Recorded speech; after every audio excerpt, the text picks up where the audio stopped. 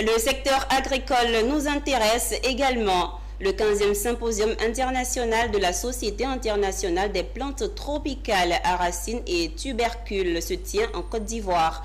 Du 3 au 7 février, les acteurs de la chaîne de valeur agricole pencheront sur les technologies de pointe et la résilience climatique pour une gestion durable des cultures tropicales de la sécurité alimentaire. Anja Semian et Doumbia Ayuba ont assisté à cette cérémonie d'ouverture des travaux. La sécurité alimentaire, la réduction de la pauvreté et le développement économique, c'est l'intérêt de ce symposium qui réunit tous les acteurs mondiaux. Pour la gestion des plantes tropicales, les professionnels de la chaîne de valeur agricole conjuguent leurs efforts à l'effet d'exploiter les technologies de pointe et la résilience climatique pour une culture durable des racines et tubercules. Et cela, en fait, sont des cultures très importantes pour la sécurité alimentaire. Et vous le savez très bien dans chaque pays, en commençant par ici, dans l'Afrique de l'Est, de l'Ouest plutôt, vous avez en fait le manioc qui devient une culture très importante.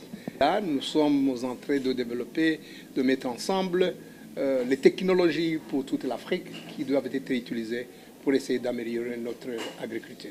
Ce rendez-vous scientifique et stratégique organisé pour la première fois en Côte d'Ivoire met en lumière l'importance des plantes à racines et tubercules telles que le manioc, l'igname, la patate douce, dont la lutte contre l'insécurité alimentaire et la pauvreté en Afrique et dans les régions tropicales.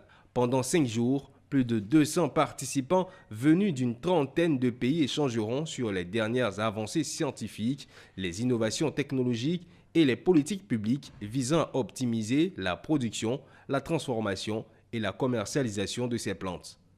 Il faut un engagement de l'État.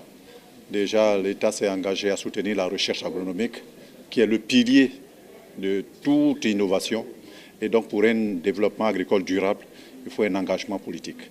Et cet engagement, l'État l'a commencé, nous le sentons, avec le soutien structurel à travers le financement. Et je le dis toujours, les plantes tombent malades aussi, comme les hommes. Lorsqu'on pense à la productivité, il faut aussi penser à produire de façon durable.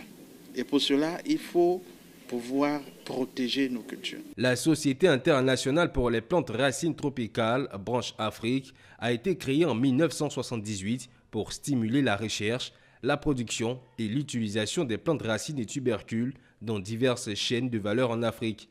La dernière rencontre s'est déroulée en Zambie en 2021.